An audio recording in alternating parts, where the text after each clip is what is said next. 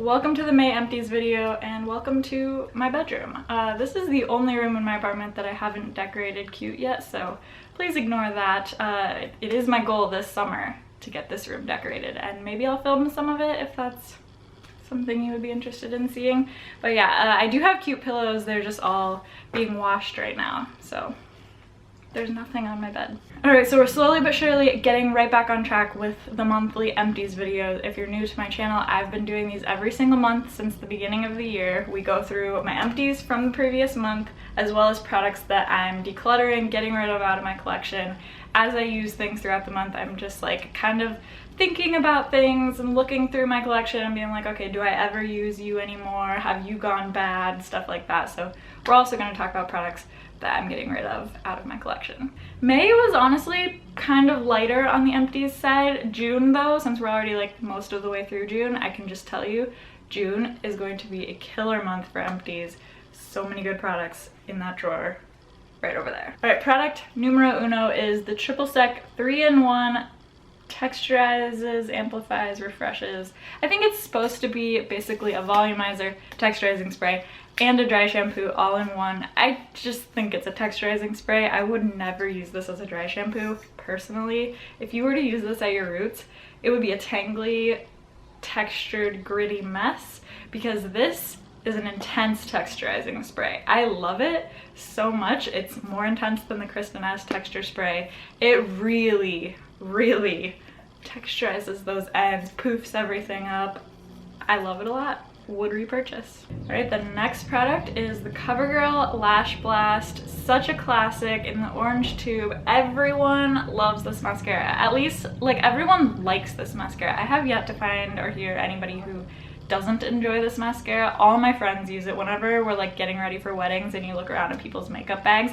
Every single girl has this mascara, and for good reason. It is just the most, like, it never ever clumps. It's super volumizing, especially right down at the root. I just love how much volume it gives. It's not the most lengthening mascara, but that's not something I go for really anyway. I mostly want volume. I haven't been reaching for this as much in recent years and months, just because it does smudge on me the tiniest little bit, and I have found mascaras now that don't smudge on me, like the Hourglass Caution mascara and tubing mascaras. So I tend to reach for those more, but none of those give me the effect that this one does. This one I just love how it looks on the eyes. Even though this smudges on me a little bit, I would still classify this baby as my holy grail favorite top #1 spot mascara. Absolutely will be repurchasing this probably for the rest of my life unless they discontinue it, which they probably will.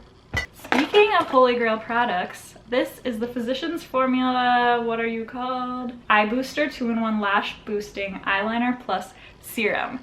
Best eyeliner ever. I actually used this up quite a while ago. I don't know the last time I even wore liquid eyeliner except for today and yesterday, but before yesterday, it's been months since I've used a liquid liner. I just completely got out of the habit of doing it, but when I was using one, it was this one for a really long time. It took forever for this thing to dry up. It's just the best. Blackest, really matte, really easy to use, tons of product, doesn't dry up like as you're drawing the line, doesn't skip. It's like a really fine, there's still product in here coming out. It's a really fine tip, but like super bendable. I believe this is a brush tip instead of a felt tip, if that matters to you. Supposedly it has a serum in it that helps your eyelashes grow. I mean, what more could you ask for? Anyone who ever asks me what liquid eyeliner I would recommend, I recommend this one every single time. I mentioned that yesterday and today I've been using the liquid liner again, and it's a little sample of the Kat Von D liner. Nothing compared to this. So much harder to use, so much stiffer of a brush, not as black, like crusts up while you're trying to draw the line. Nothing. This is my all-time favorite liquid liner. There are so many of my like holy grail favorite products in here. This is a little sample size tube of the Anastasia Beverly Hills clear not lash brow gel. I was never a clear brow gel user until this product came into my life, probably from a Sephora Play box, but I put it in my brows, and that same day someone complimented my eyebrows. Put it in another day, somebody complimented my eyebrows, and I was like, okay, what is happening? No one ever compliments my eyebrows, but every time I use this people do. So I started paying attention, and there's something about this brush that just makes my eyebrow hairs like perfectly separated, and like I'm trying really hard to figure out how to describe what this does to my brows, and I like none of it actually makes sense. All I can tell you is there's something about this brush that when I put it through my brows, it just lays them down in like the best shape ever. It just makes them have this shape that like I can't get from any other spoolie or brush. So yeah, I have a full size now that I've been working through, and I love it. I am interested in trying some drugstore clear brow gels, but I feel like it's not the formula that I love, it's the wand. So I don't know if anything else is gonna top it, but I am open to trying. And maybe I'll find a drugstore clear brow gel that the full-size wand fits into, and then I can just like keep the wand from the full size of this and like keep repurchasing drugstore brow gels that are like much less expensive. I don't know. We'll report back on how that all goes. I used up a little sample packet of the Supergoop Unseen Sunscreen. There's actually a little bit coming out right here. I hated this a lot. It feels exactly like something like the Benefit Professional, where it's just that like super slippery, silicone-y, greasy feel, and as someone with oily skin, I just cannot stand that feeling on my face. So if you're like me, you're not gonna like this. If you love those types of primers, you might love that sunscreen. I don't like it at all. My favorite sunscreen is the one from Glossier. I don't remember the name. Invisible Shield, maybe? That one is not at all greasy feeling or slippery feeling, but it's still clear, so it's just like the best of everything. I have a little sample of the Belief Moisturizing Eye Balm. There's actually still product in here, as you can see. I put this on and woke up the next morning with milia, those like bumps underneath your eyes. I am pretty prone to getting that if an eye cream is too thick, so I pretty much stopped using it right away, and I definitely would not repurchase it. This is the Amore Pacific Treatment Enzyme Peel, and I actually used this a lot when I was traveling, just as like a cleanser, not really like a peel. It did make my face feel super soft, but because it was a powder, I liked traveling with it because it didn't count as a liquid in my liquids bag. And while I definitely enjoyed using this product, I will not be purchasing it because Amore Pacific products are hella expensive. Oh my god, this one is honestly just frustrating. This is the Maybelline Instant Age Rewind. You cannot even see the label anymore because I've had this for way too long. No one should own a makeup product as long as I owned this concealer. Don't worry, I haven't been using it the whole time. There's still product left, and I did use up most of it somehow, but it's just I finally have decided to part ways with it. So I liked this concealer. I can see why people love it. It's like pretty high coverage while being super thin. It's not very drying, it's not too moisturizing, it's like right in between the two. I get why people like this concealer. The reason it took me forever and a half to use up is because I could only use it around my eyes because it broke me out when I used it on my face, and I barely use concealer around my eyes. If you've ever watched me do my makeup on like my Instagram lives or Instagram stories, I pretty much only put concealer like a tiny dot in the outer corners of my eyes. I don't like swipe it all under my eyes or anything. So when I have a concealer that I can only use around my eyes, it takes me a very long time to use it up. But even with that being said, I should have gotten rid of this so long ago. Side note, I just like hate my makeup today. Not like, I don't hate how it looks necessarily, I hate how it feels. Do you ever have those days where you just hate the way your makeup feels? Like I used a foundation that I don't think I really like. I used a bronzer that I don't think I really like. I kind of just want to wash it off. It's like heavier than what I'm used to wearing lately. I don't know, I just like am not feeling it today, but I wanted to film this while I still had it on because like why waste it, you know? But I'm like really excited to take it off. Okay, the next product is the Clinique Take the Day Off Cleansing Balm. I have like weirdly strong feelings about this product and they're not good. I did an entire cleansing balm week on my Instagram where I reviewed all the cleansing oils and balms that I've ever tried. It's just like not good. It's not good.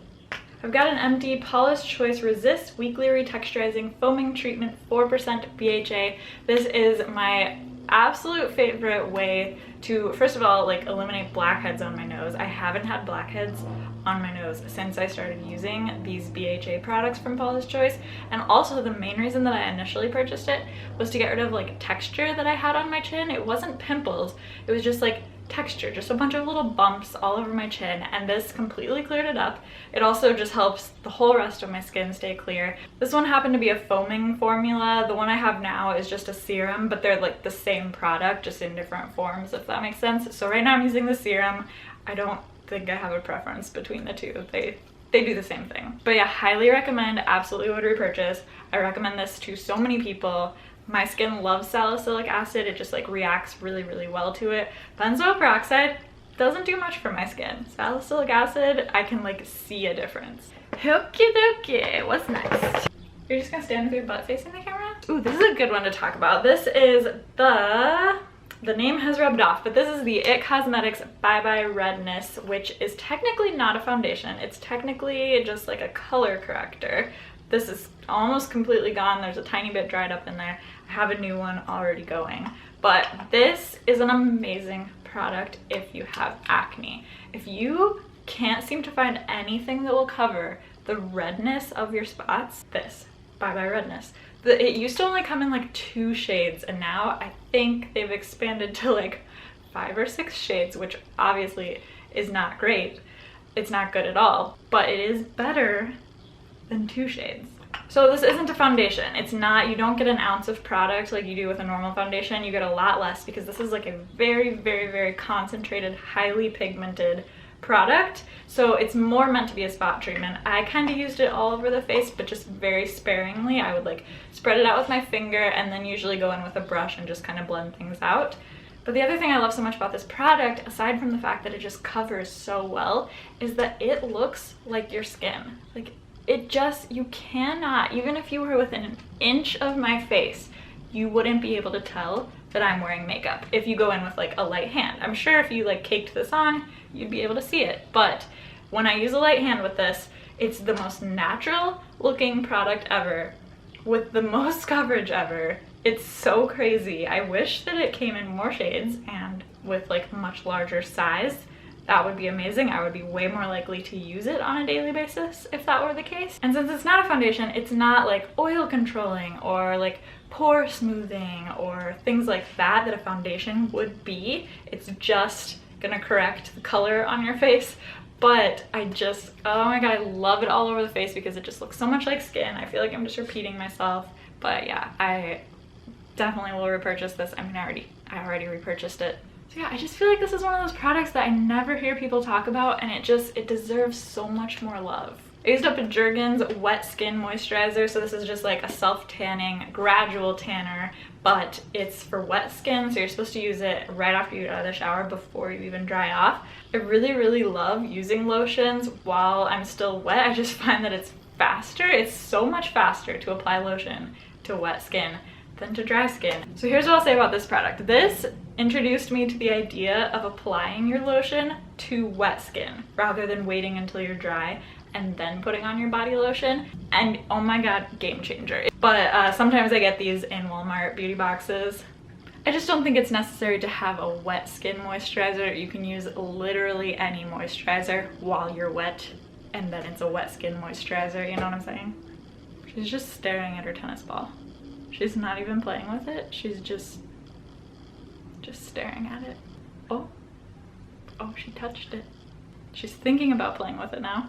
As I mentioned earlier when I was talking about the CoverGirl mascara, lately I've been reaching for tubing mascaras a lot. One of my favorites is the one from Blink. You can get this at Sephora. A tubing mascara just means that when you take your mascara off at the end of the day, it doesn't come off in like a puddle of black. It comes off in literal tubes, like pieces that kind of look like little eyelashes. It comes off like that, which means it doesn't smudge when the mascara touches the oils of your skin underneath your eye, which is great, phenomenal. The problem is, like, I don't love how this mascara looks on my eyelashes. I kind of just have to use it, so I wouldn't like recommend it if you don't need a tubing mascara. If you need a tubing mascara, I think this is a nice one. I tried the one from Thrive Cosmetics. Everyone loves that mascara. I had a very severe allergic reaction to it. My eye completely swelled up, was bruised. I had to go to the eye doctor, and put like a prescription on it for a while. So I can't use the Thrive one, but I definitely liked how it looked on my lashes better than this one. So like if you're in the market for a tubing mascara, I would go with the Thrive Cosmetics one, unless you're allergic to it like me. Okay, I used up a tiny little Glam Glow Glow Starter Mega Illuminating Moisturizer. This is mega illuminating. This is probably the most illuminating moisturizer primer thing I've ever put on my face. I don't need something like that as someone with oily skin, so I wouldn't repurchase it. But if you are looking for a super glowy moisturizer and you just like cannot find anything glowy enough for you, this will be glowy enough for you.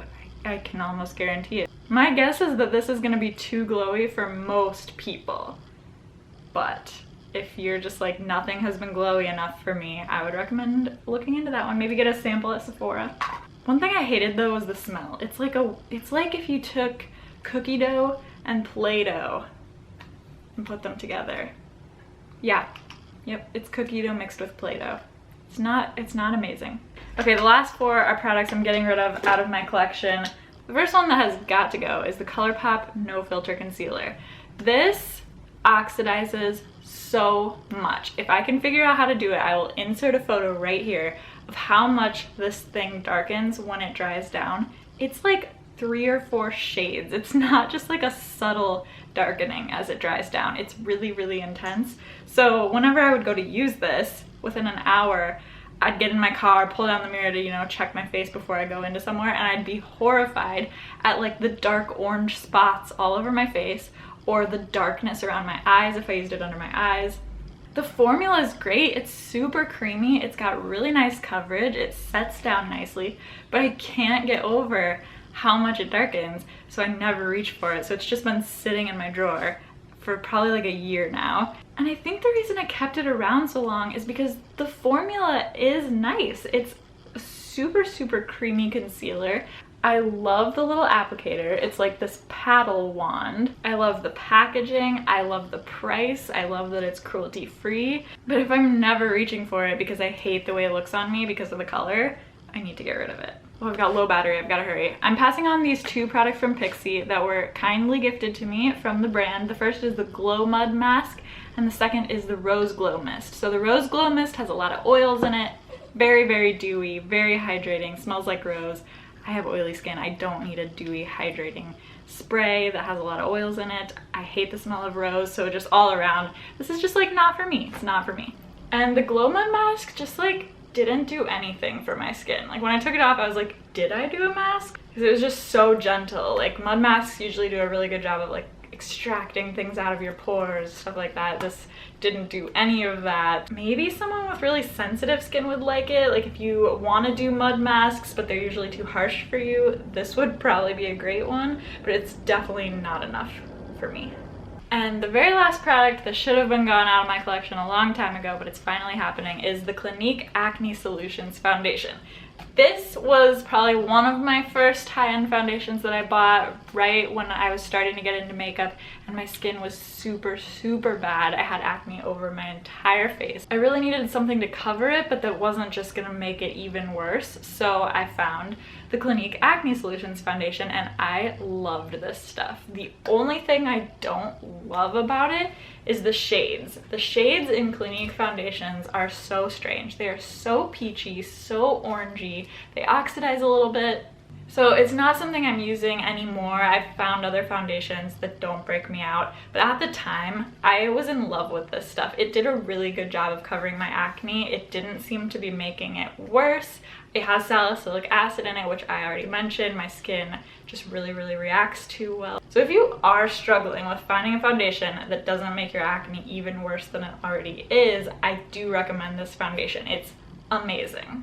I just wish that they could get their shades a little bit more like human colored. I want to stress that it's not like you're gonna look Oompa Loompa, you're not gonna look super orange. I wore this foundation for like a few years of my life. I didn't wear anything else, just this. I didn't look crazy.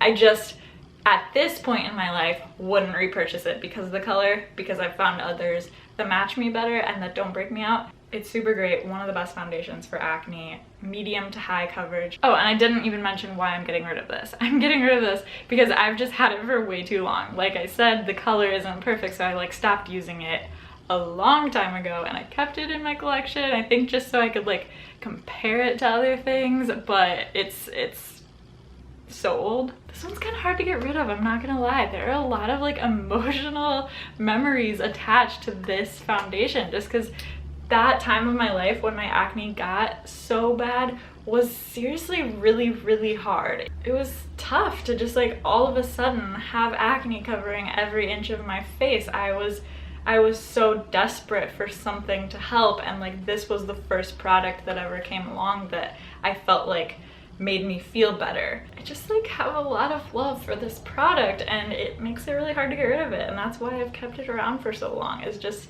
the sentiment attached to it. But I'm not really a sentimental person in most areas of my life, so I don't know why I'm being so weirdly sentimental about this foundation. You know, technically, Marie Kondo, this is bringing me joy right now, so like, do I have to get rid of it? No, I'm gonna get rid of it. I'm gonna get rid of it.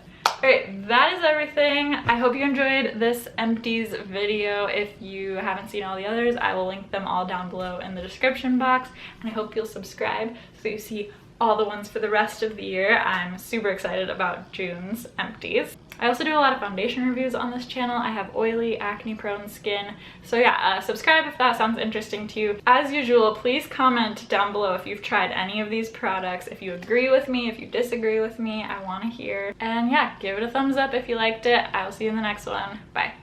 Oh, do you want to say hi? Say hi. The people loved you in the last video you were in. Say hi to your fans. The first one that has got to go is the CoverGirl.